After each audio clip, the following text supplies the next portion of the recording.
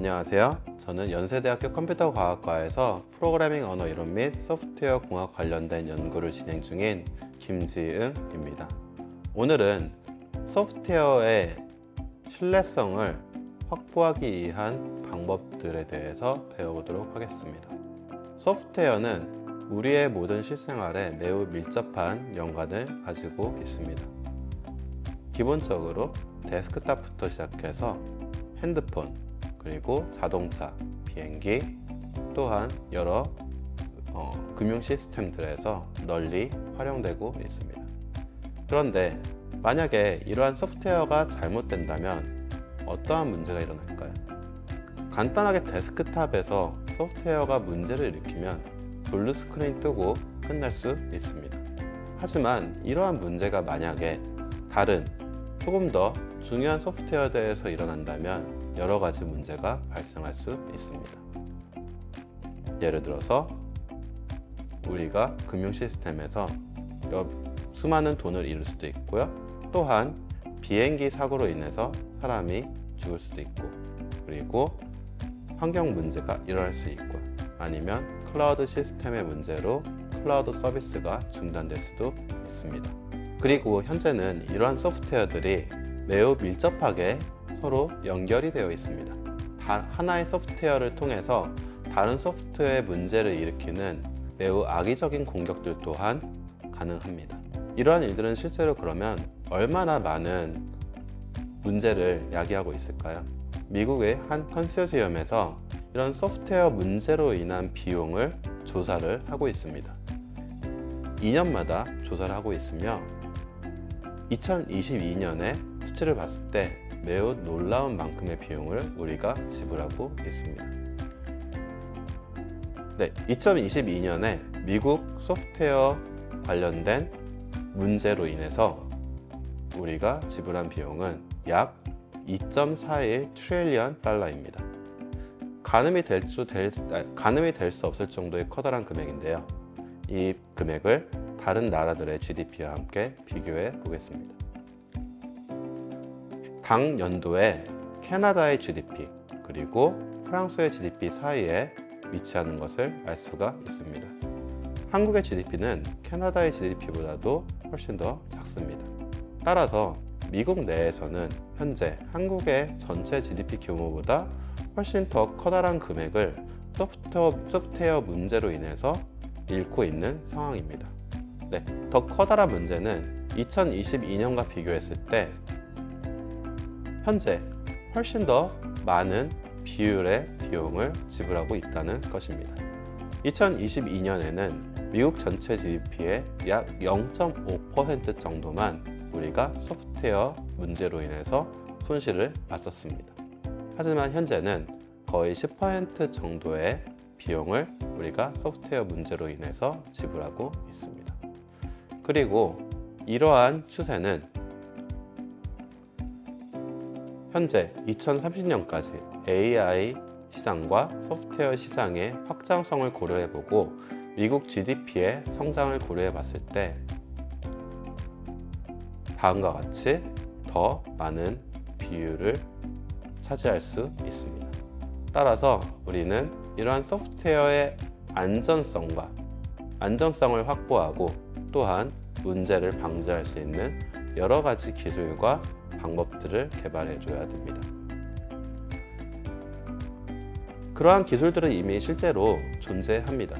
그리고 그 중에 많은 기술들이 이미 현재 실생활에서 사용되고 있습니다. 이러한 기술들을 통틀어서 우리는 보통 소프트웨어 베리피케이션 그리고 밸리데이션 기술이라고 합니다.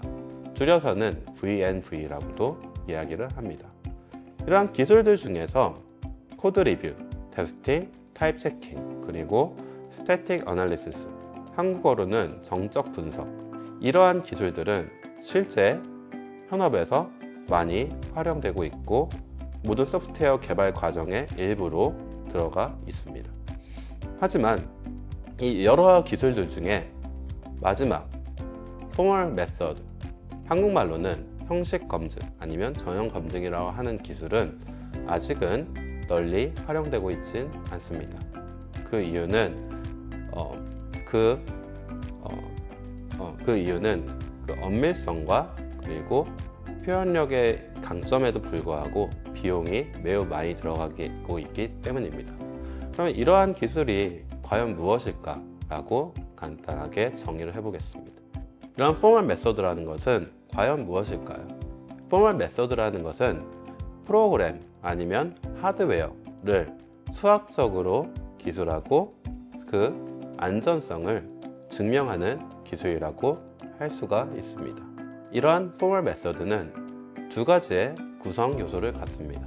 첫 번째로는 포멀 스페시피케이션, 즉 이 프로그램이 어떻게 사용돼야 되는지에 대한 명세를 수학적으로 정의하는 방법이 있고요. 두 번째로는 포멀 베리피케이션이라는 그 수학적인 명세가 안전한지 아니면 수학적인 명세와 우리 프로그램이 서로 잘 안전하게 매칭이 되는지를 보여주는 포멀 베리피케이션이라는 기술이 있습니다. 포멀 스페시피케이션, 즉 정형 명세도 두 가지 방법으로 나뉘어집니다. 첫 번째 방법은 프로그래밍 언어와 비슷한 언어를 활용하는 기술이 있고요. 두 번째로는 논리학을 사용하는 기술이 있습니다. 예시를 통해서 보여드리도록 하겠습니다. 첫 번째, 프로그래밍 언어와 비슷한 기술을 사용하는 모델 기반 명세라는 것이 존재합니다. 이 모델 기반 명세라는 것은 우리가 실제 구동해야 되는 프로그램을 매우 간단하게 간략화해서 만들어주는 것이라 보시면 될 것 같습니다. 여기 예시에서 보는 것처럼 신호등을 매우 간단하게 신호등의 불빛만으로 그리고 불빛이 어떻게 변하는지만으로 표현해 주는 것들을 우리가 모델 기반 명세라고 이야기를 합니다. 실제 이 신호등을 구현하기 위해서는 우리가 전기 신호 그리고 타이밍 여러 가지 부분들을 생각해 줘야 되는데 그러한 것들이 생략한 신호등의 가장 핵심이 되는 부분만을 언어와 비슷한 방법으로 서술한 것이라고 볼 수가 있습니다. 두 번째, 논리식을 기반한 명세는 조금 더 그 논리적인 성질에 집중을 하고 있습니다. 비슷하게 신호등에 대한 예시를 보여드리겠습니다. 신호등이 어떻게 동작을 하던 간에 우리는 신호등에서 빨간불과 노란불이 같이 들어오면 안 된다는 것을 알고 있습니다. 또한 빨간불이 들어오면 어느 순간인가 시간이 지났을 때 녹색불이 들어온다는 것을 알고 있습니다. 그러한 중요한 논리적인 성질을 논리식에 기반하여 작성하고 이거를 프로그램의 명세로 만들어주는 것을 논리 기반 명세 기법이라고 이야기를 합니다. 네, 저희는 지금까지 명세를 어떻게 엄밀하게 작성하는지에 대해서 배웠습니다. 그 방법은 모델 기반 방법, 논리 기반 방법이 있었습니다. 그러면은 이렇게 작성된 명세들이 안전하다 아니면 이렇게 작성된 명세들이 프로그램과 서로 매칭이 된다는 것을 보여줘야 될 필요성도 있습니다. 그러한 방법을 우리는 포멀 베리피케이션, 정형 검증이라고 합니다. 정형 검증도 명세 기법과 비슷하게 두 가지 기법이 존재합니다. 첫 번째는 모델 체킹입니다. 모델 체킹은 우리가 만들어준 프로그램 모델 아니면 명세 모델이 안전한지에 대해서 확인해 보는 기법이라고 할 수 있습니다. 두 번째는 프로그램 검증 기법이라고 하는 것입니다. 이 프로그램 검증 기법은 실제 우리의 프로그램이 안전한지를 검증을 통해서 보여주는 것이라고 볼 수 있습니다. 각각에 대해서 말씀을 드리겠습니다. 각각에 대해서 말씀을 드리기 전에 이 두 가지 기법들은 각자 서로의 장단점을 가지고 있습니다. 모델 검증 기법은 프로그램 검증 기법에 비해서 조금 더 우리가 쉽게 활용할 수 있는 반면에 우리가 보장할 수 있는 여러 성질들 아니면 안전성의 레벨은 조금 낮다라고 볼 수가 있을 것 같습니다. 그리고 프로그램 검증 또한 두 가지, 자동화 검증 기법과 비자동화 검증 기법으로 나뉜다라고 볼 수가 있습니다. 각각에 대해서 간단하게 예시를 통해서 보여드리겠습니다.